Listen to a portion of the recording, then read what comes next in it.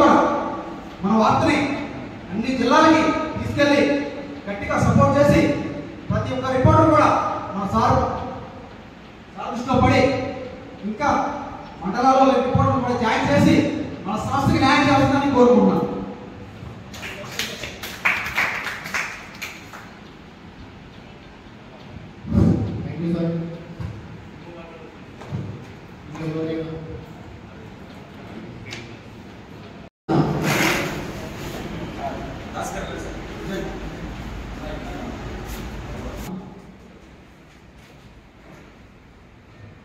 అలాగే ఆత్మకూరు జోహా హాస్పిటల్ నుంచి వారి యజమాన్యం మన్సూర్ బాషా ఒక చిన్న జ్ఞాపకం ఎస్కే జలీల్ గారికి అందజేయవలసిందిగా వాళ్ళు మమ్మల్ని పంపించి ఉన్నారు.